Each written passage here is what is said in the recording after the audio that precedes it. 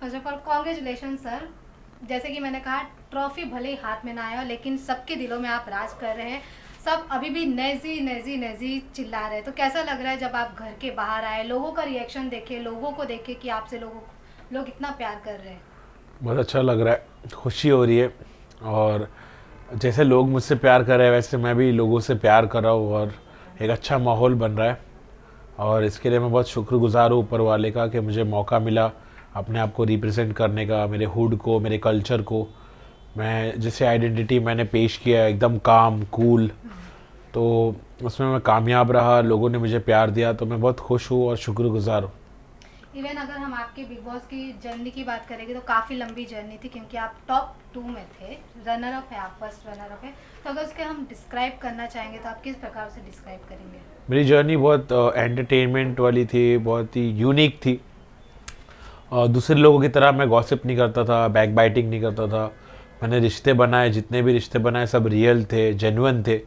और मेरी पर्सनालिटी बहुत ओरिजिनल है, जेन्युइन है। मुझे ऐसा लगता है कि लोगों ने भी उसको अच्छे से समझा, मुझे मौका मिला ये करने का, और जिसमें मैं कामयाब रहा। तो उतार रहा, चढ़ाव रहा, मतलब, लेकिन कभी एविक्ट नहीं हुआ घर से। मुझे इज्जत दी गई, टॉप 2 तक पहुंचाया गया। तो मुझे ऐसा लगता है कि मैं अपने मकसद में एक हद तक कामयाब हुआ, और बहुत अच्छा हुआ जो हुआ।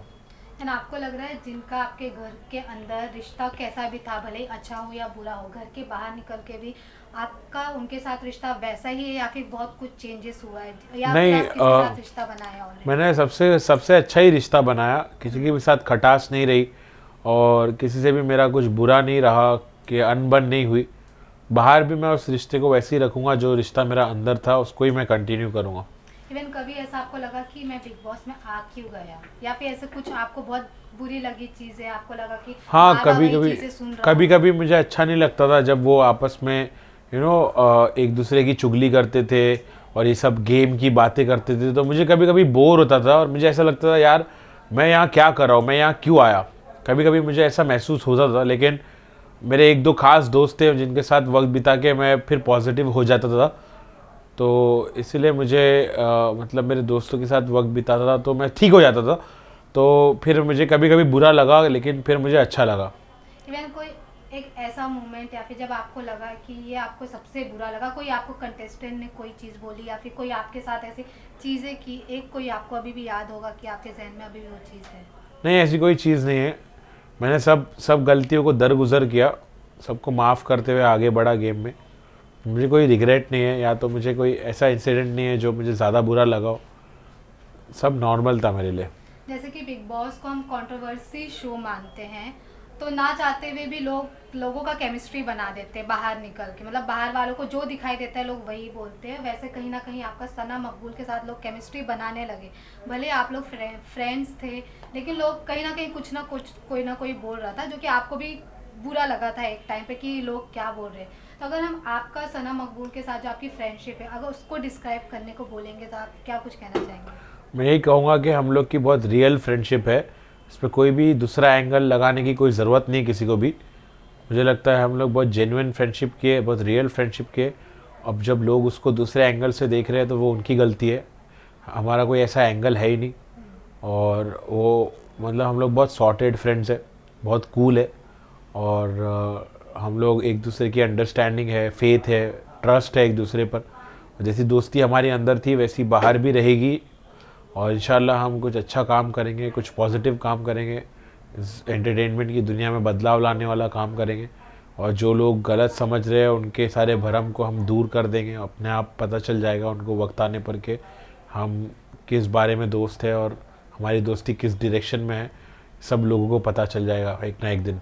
इन सब लोग ये भी वेट कर रहे कि आपका और सना का कब कोई प्रोजेक्ट एक साथ आएगा, तो कोई सॉन्ग हो या फिर कोई भी शॉर्ट मूवी है, एक्सेट्रा कुछ भी हो, या फिर आप उनको कास्ट करो अपने रैप में या फिर अपने सॉन्ग में। ऐसा कुछ हमें आगे देखने को हाँ, मिलेगा? ज़रूर देखने को मिलेगा ऐसा कुछ। अब हमारी दोस्ती इतनी गहरी है तो हम ज़रूर साथ में काम भी करेंगे। लोगों को हम स्क्रीन पे अच्छे अच्छे दिखते हैं, लोग पसंद करते हैं उस चीज़ को, तो हम ज़रूर काम करेंगे साथ में। यस। इवन अगर बात करें कि एक जो जिनका बिहेवियर सना को भी अच्छा नहीं लगा था, और कई लोगों को नहीं अच्छा लगा था कि वो लोगों को ट्रोल करते, जैसे कि रणवीर सर। रणवीर जी है कि सना को काफ़ी कुछ उल्टा बोले, जो कि वो अभी बाहर भी आके बोले कि उनको नहीं पसंद आया था। तो जब वो चीज़ें चल रही थी घर में, तो आप कैसा बिहेव कर रहे थे? मतलब आपका क्या रिएक्शन? तो उतना नहीं था, लेकिन आपको कैसा लग रहा था कि कोई किसी को इतना कैसे बोल सकता है? कुछ भी नहीं, सब सब अपने अपने गेम खेल रहे थे। रणवीर भाई अपना गेम खेल रहे थे, सना मकबूल अपना गेम खेल रही थी। हाँ, मैं ये बोलूँगा कि किसी भी लड़की से कभी भी लाइन क्रॉस नहीं करना चाहिए। लड़की से थोड़ा तमीज़ से ही पेश आना चाहिए। तो ऐसा नहीं है कि वो लड़की है तो वो कुछ भी बोलेगी लड़कों को। तो लड़का लड़की का शॉर्ट ही नहीं है। शॉर्ट ये है कि बस लाइंस क्रॉस मत करो, चाहे लड़की हो या लड़का हो। इंसान झगड़े में, लड़ाई में कुछ ऐसा बोल जाता है जो किसी को तकलीफ़ पहुंचती है, किसी का दिल दुखता है। तो कभी भी लाइंस क्रॉस करनी नहीं चाहिए, चाहे वो लड़की हो या लड़का हो, रणवीर भाई हो या सना मकबूल हो। मैं यही कहूँगा कि झगड़े लड़ाई में कभी भी लाइंस क्रॉस नहीं करनी चाहिए। वे नहीं, देखो जैसे हमने आपका बिहेवियर देखा, एकदम शांत स्वभाव था। और जब आपके ऊपर मूवी बनी थी गली बॉय, उसमें आपका बिहेवियर बहुत अलग था। और अब आप जब घर के बाहर आए हो, आपका नेचर लोगों को काफ़ी अलग लगा। तो हम जानना चाहेंगे कि रियल में नेजी है क्या, उनका बिहेवियर क्या है, वो खुद में क्या है? नेजी यही है कि एक मिस्टीरियस पर्सनालिटी है। नेजी को समझ पाना इतना आसान नहीं है, लेकिन उतना मुश्किल भी नहीं। और नेजी लड़ाई झगड़े में विश्वास नहीं रखता है। नेजी प्यार फैलाने में, दोस्ती में, भाईचारे में विश्वास रखता है।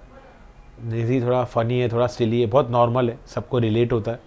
और जैसे सब है वैसा नेजी है, और बहुत इंटरेस्टिंग है, यूनिक है, टैलेंटेड है। और बस मैंने अपनी पर्सनालिटी को लोगों के सामने लाया, लोग मुझे पसंद करें, मेरा मकसद पूरा।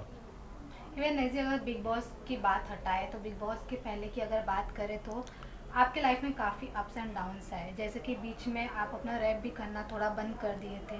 तो वो अप्स एंड डाउन्स को आप किस प्रकार मैनेज किए, और किस प्रकार अपने आप को प्रिपेयर किए कि मैं बिग बॉस में अब आऊँ, लोगों के सामने आऊँ? मैं बहुत नेचुरली था, जैसा भी था मैं खुद अपने आप को वैसा रखा था कि कुछ एफर्ट्स नहीं डाले, मैं नॉर्मली प्ले किया। और उतार चढ़ाव तो हर आर्टिस्ट के ज़िंदगी में आता है, तो मैंने उसको बहुत अच्छे से हैंडल किया। जब उतार आया तो मैंने सब्र किया, जब चढ़ाव आया तो मैं उसको बरकरार रखने की कोशिश की और मेहनत किया। तो मैं विश्वास रखता हूँ मेहनत करने में, और अब ढेर सारा जो प्यार मिल रहा है इसको मैं बरकरार रखने के लिए और मेहनत करूँगा और फोकस्ड रहूँगा और कामयाब होके बताऊँगा। इवन सोशल मीडिया के ज़माने में भी लोग बेवजह का लोगों को ट्रोल भी करते हैं। कहीं ना कहीं आपकी कुछ कुछ चीज़ों को लेकर आप भी ट्रोल हुए हैं, बिग बॉस के घर के बाहर हो या फिर उसके पहले हो। तो उस चीज़ को आप किस प्रकार मैनेज किया? आपको लगा कि ये सही है, या फिर मैं अपने आप को चेंज करूँ, ऐसा कुछ? ऐसा कुछ नहीं, मेरे को ट्रोल से कोई फ़र्क नहीं पड़ता, सबका मजाक बनता है, चाहे वो बड़ा आर्टिस्ट हो या छोटा आर्टिस्ट हो। सब लोगों को मजाक मस्ती तो चलते रहती है, मैं उसको पॉजिटिवली लेता हूँ, मैं भी हंस के टाल देता हूँ। उसमें ऐसा कुछ नहीं है कि मुझे बुरा लगता रहा या कुछ, ऐसा कुछ नहीं है। इवन इसके बाद कई साल हो गए, आपके और डिवाइन के कोलैब को लोग मिस कर रहे हैं, क्योंकि काफ़ी लोगों को पसंद आता था आप दोनों का कोलैब को। तो इसके बाद अब क्या कुछ वैसा देखने को मिलेगा? हो सकता है देखने को मिले। तो अभी कुछ प्रिपेयर चल रहा है ऐसा कुछ, या फिर अपकमिंग प्रोजेक्ट्स आपके कुछ? नहीं, अभी तो अपकमिंग प्रोजेक्ट्स मेरे रहने वाले हैं, लेकिन वो मैं सोलो करूँगा। Okay, thank you so much.